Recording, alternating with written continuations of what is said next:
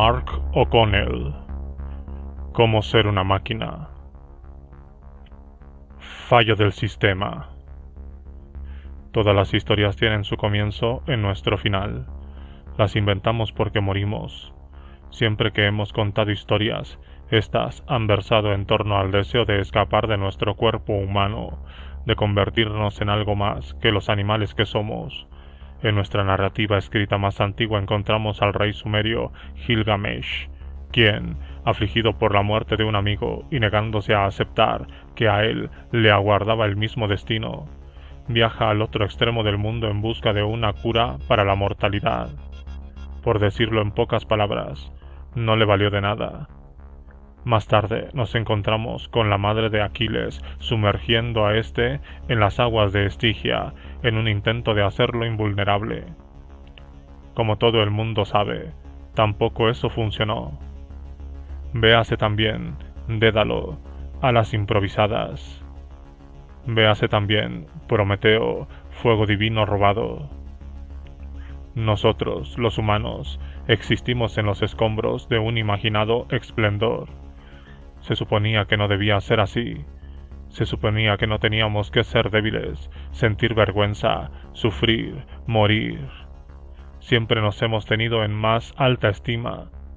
Todo el tinglado, Edén, serpiente, fruta, destierro, fue solo un error fatal, un fallo del sistema. Llegamos a ser lo que somos en virtud de una caída, de un castigo. Esta es al menos una versión de la historia cristiana, la historia occidental, cuyo propósito, hasta cierto punto, es explicarnos a nosotros mismos, explicar el porqué de esta mala pasada, de esta nuestra naturaleza antinatural. Un hombre, escribió Emerson, es un dios en ruinas. La religión, más o menos, surge de esos divinos escombros, y también la ciencia, esa medio hermana distanciada de la religión, apunta a tales insatisfacciones animales. En la condición humana, escrita después de que los soviéticos lanzaran el primer satélite espacial, Hannah Arendt reflexionaba sobre la sensación de euforia derivada de escapar a lo que un artículo periodista denominaba el encarcelamiento de los hombres en la Tierra. Ese mismo anhelo de escapar, escribía, se manifestaba en el intento de crear seres humanos superiores a partir de manipulaciones de germoplasma en el laboratorio a fin de extender la esperanza de vida natural mucho más allá de sus límites actuales. Este hombre futuro, escribía Arendt, que los científicos nos dicen que producirán en un plazo máximo de 100 años, parece estar poseído por una cierta rebelión contra la existencia humana tal como se la ha dado, un don surgido de la nada en términos laicos que él desea intercambiar, por así decirlo, por algo que haya hecho él mismo. Una rebelión contra la existencia humana tal como se nos ha dado. Esta es una forma tan buena como cualquiera otra de intentar resumir todo lo que sigue, de describir lo que motiva a las personas que he conocido al escribir este libro. En términos generales, esas personas se identifican con el movimiento que se ha dado en llamar transhumanismo, un movimiento basado en la convicción de que podemos y debemos utilizar la tecnología para controlar la futura evolución de nuestra especie. Ellos creen que podemos y debemos erradicar el envejecimiento como causa de muerte, que podemos y debemos utilizar la tecnología para aumentar nuestro cuerpo y nuestra mente, que podemos y debemos fusionarnos con las máquinas para reconfigurarnos, finalmente, a imagen y semejanza de nuestros más elevados ideales. Esas personas desean intercambiar lo que se nos ha dado, el don, por algo mejor, por algo hecho por el hombre. ¿Funcionará? Eso aún está por ver. Yo no soy transhumanista. Probablemente eso ya resulte evidente incluso en esta temprana etapa del viaje. Pero mi fascinación por el movimiento, por sus ideas y objetivos, surge de una simpatía básica hacia su premisa, que la existencia humana, tal como se nos ha dado, constituye un sistema subóptico. Eso es algo que he creído siempre de una forma más o menos abstracta, pero cuando nació mi hijo empecé a sentirlo a nivel visceral. La primera vez que lo cogí en brazos, hace ahora 3 años, Me sentía abrumado por la fragilidad de su cuerpecito. Un cuerpecito que acababa de emerger, berreando, tembloroso y todo manchado de sangre, del cuerpo no menos tembloroso de su madre, que había requerido muchas horas de frenético sufrimiento y esfuerzo para traerlo al mundo. Con dolor darás a luz a los hijos. No pude evitar pensar que debería haber un sistema mejor. No pude evitar pensar que en esta etapa tardía en la que vivimos deberíamos haber superado ya todo eso. Hay algo que uno no debería hacer nunca cuando es padre primerizo y permanece sentado lleno de inquietud en una silla de cuero sintético en la sección de maternidad al lado de su bebé que duerme y la madre de este que también duerme. No debería leer el periódico. Yo lo hice y tuve que lamentarlo. Allí sentado en el pabellón postnatal del Hospital Nacional de Maternidad de Dublín, mientras pasaba las páginas del Irish Times, con creciente horror, explorando un auténtico catálogo de perversidad humana, de masacres y violaciones, de crueldades casuales y sistemáticas, fragmentarios partes de guerra de un mundo caído.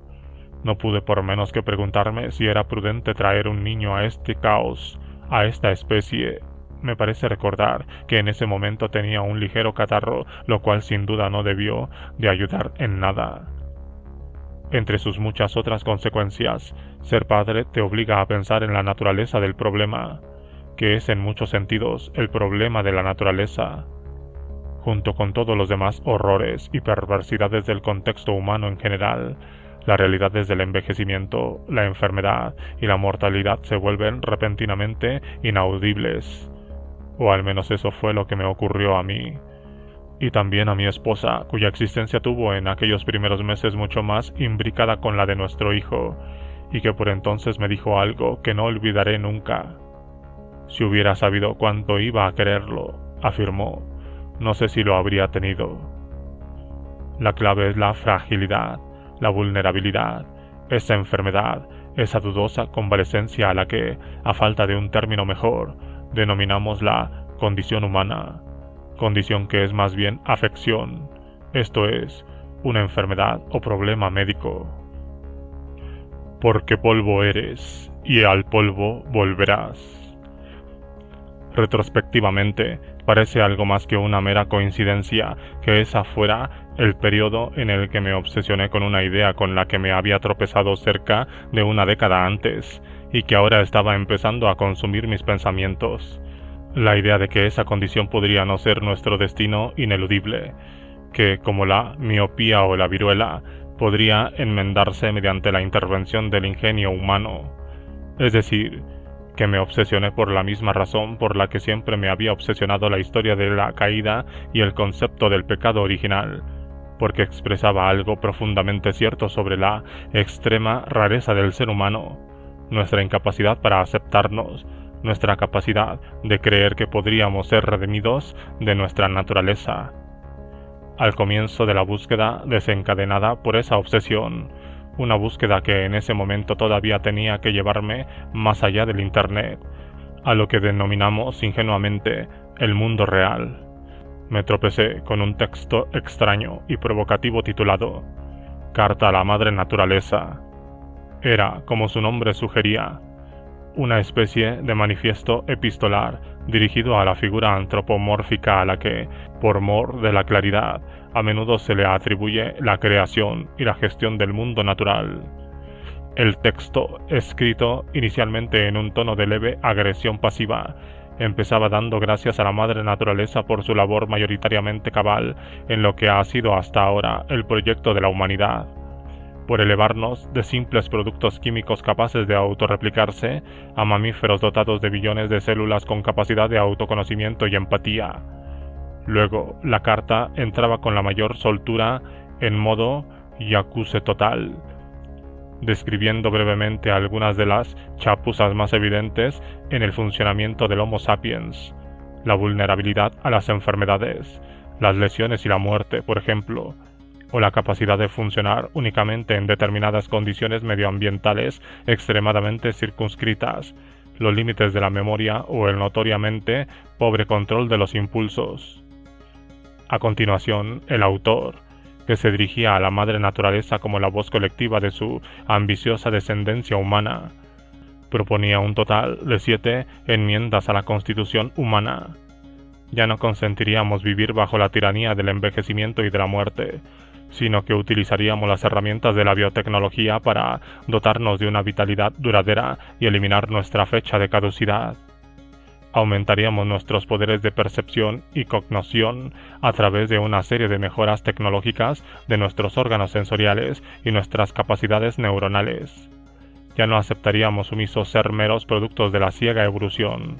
Por el contrario, aspiraríamos a la elección completa de la forma y función corporales, refinando y aumentando nuestras habilidades físicas e intelectuales más allá de las de cualquier humano en la historia, y tampoco nos contentaríamos con limitar nuestras capacidades físicas, intelectuales y emocionales por permanecer confinados a formas biológicas basadas en el carbón.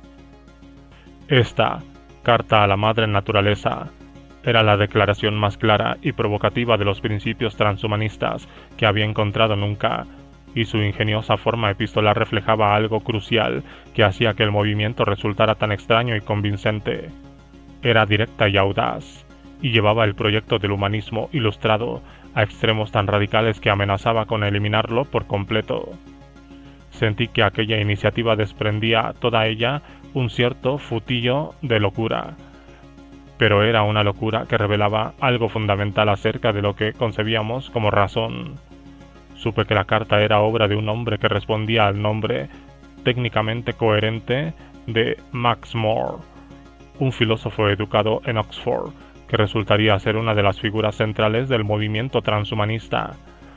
Descubrí que no había ninguna versión aceptada o canónica de este movimiento, pero cuanto más leía sobre él y mejor comprendía las opiniones de sus seguidores, más entendía que se apoyaba en una visión mecanicista de la vida humana, la visión de que los seres humanos éramos mecanismos, y de que nuestro deber y nuestro destino era convertirnos en mejores versiones de dichos mecanismos, más eficientes, más potentes, más útiles.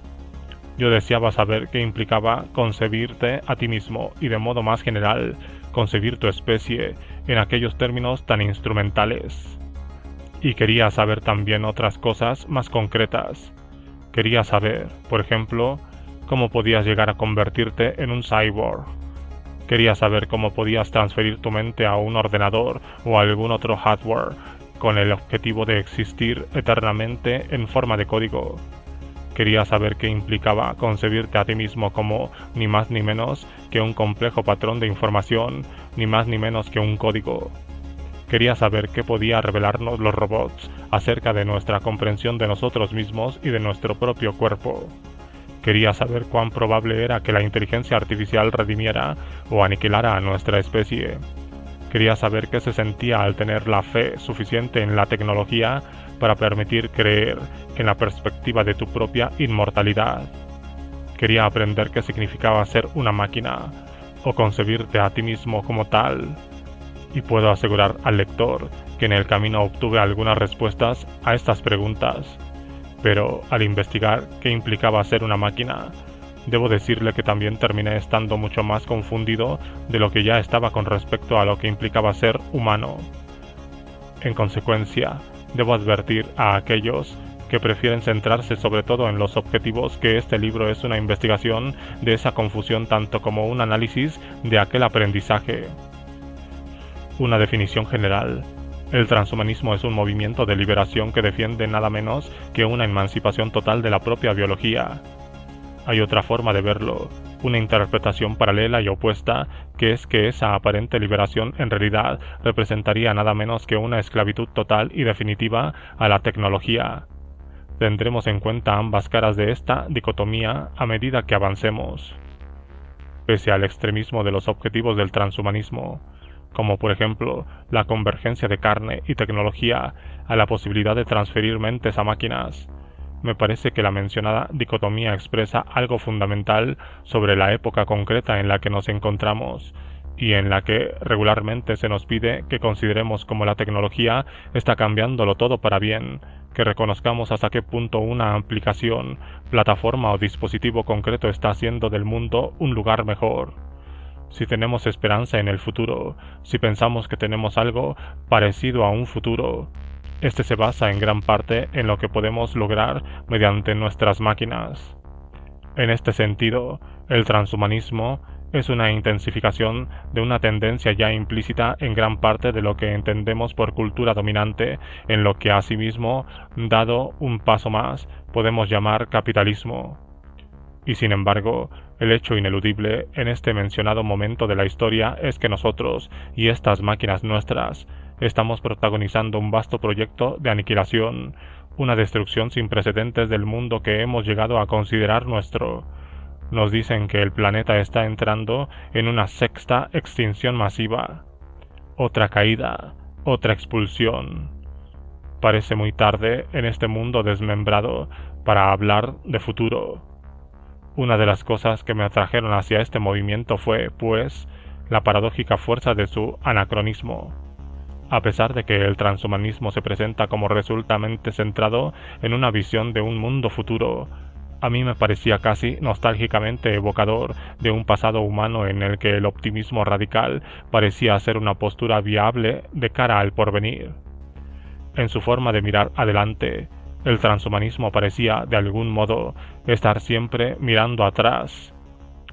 Cuantas más cosas había del transhumanismo, más consciente era de que, pese a su aparente extremismo y rareza, el movimiento estaba ejerciendo una cierta presión transformadora en la cultura de Silicon Valley y por ende en el imaginario cultural de la tecnología en general.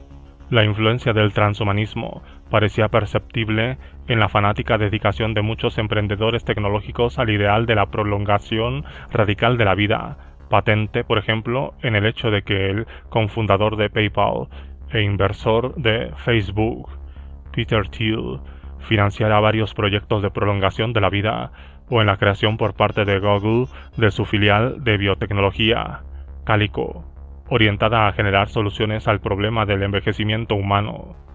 La influencia del movimiento también era perceptible en las advertencias cada vez más vehementes de Elon Musk, Bill Gates, Stephen Hawking, sobre la posibilidad de que nuestra especie fuera aniquilada por una superinteligencia artificial, por no hablar del nombramiento de Ray Kurzweil, el sumo sacerdote de la singularidad tecnológica, como director de ingeniería de Google. También veía la impronta del transhumanismo en afirmaciones como la del director ejecutivo de Google, Eric Schmidt, que sugería: con el tiempo tendrás un implante que, con solo pensar en un hecho, te dirá la respuesta. Aquellos hombres, al fin y al cabo, eran casi todos hombres. Hablaban todos ellos de un futuro en el que los humanos se fusionarían con las máquinas. Hablaban, cada uno a su manera, de un futuro post-humano, un futuro en el que el tecnocapitalismo sobreviviría a sus propios inventores, hallando nuevas formas de autoperpetuarse para cumplir su promesa. No mucho después de leer la Carta a la Madre Naturaleza de Max Moore, me tropecé con una película colgada en YouTube y titulada Tecnocalipsis, un documental sobre el transhumanismo realizado en 2006 por un cineasta belga llamado Frank Thijs, y uno de los pocos filmes que he podido encontrar sobre el movimiento. Hacia la mitad de la película hay una breve secuencia en la que aparece un joven rubio y con gafas, vestido completamente de negro que, a solas en una habitación, realiza un extraño ritual. La escena está tenuemente iluminada y grabada con lo que parece ser una cámara web, por lo que resulta difícil saber exactamente dónde estamos. Parece un dormitorio, pero al fondo se ven varios ordenadores en un escritorio, por lo que también podría ser perfectamente una oficina. Los ordenadores, con sus torres de color beige y sus achaparrados monitores cuboides, parecen datar el filme hacia comienzos de este siglo. Sobre ese telón de fondo, el joven aparece de pie frente a nosotros, con los dos brazos levantados por encima de la cabeza en un gesto extrañamente hierático. Con un cadencioso acento escandinavo que presta a su voz cierta cualidad mecánica, empieza a hablar. Los datos, el código, las comunicaciones. Salmodia, por los siglos de los siglos. Amén. Mientras realiza estas invocaciones, mueve los brazos hacia abajo y luego hacia los lados, antes de juntar las manos sobre el pecho. Luego recorre toda la estancia, dedicando un gesto de bendición esotérica a los 4 puntos cardinales, pronunciando en cada una de esas posiciones el sagrado nombre de una profeta de la era informática: Alan Turing, John von Neumann, Charles Babbage y Adam Lovelace. Luego aquel joven de aspecto sacerdotal se queda absolutamente inmóvil, con los brazos extendidos en una postura cruciforme. A mi alrededor refulgen los bits, proclama, y los bytes residen en mí. Los datos, el código, las comunicaciones, por los siglos de los siglos. Amén. Descubrí que el joven en cuestión era un académico sueco llamado Anders Sandberg. Me fascinaba el carácter explícito del curioso ritual de Sandberg, su plasmación en forma de culto del subtexto religioso del transhumanismo, pero me veía incapaz de calibrar con precisión hasta qué punto debía tomármelo en serio, en qué medida aquella representación era en parte lúdica y en parte paródica. Pese a ello, encontré la escena extrañamente conmovedora, incluso inquietante. Y luego, poco después de ver el documental, me enteré de que Sandberg iba a dar una conferencia en el Birkbeck College de Londres sobre el tema de la potenciación cognitiva, de modo que me dispuse a ir a Londres. Parecía un sitio tan bueno como cualquier otro para empezar.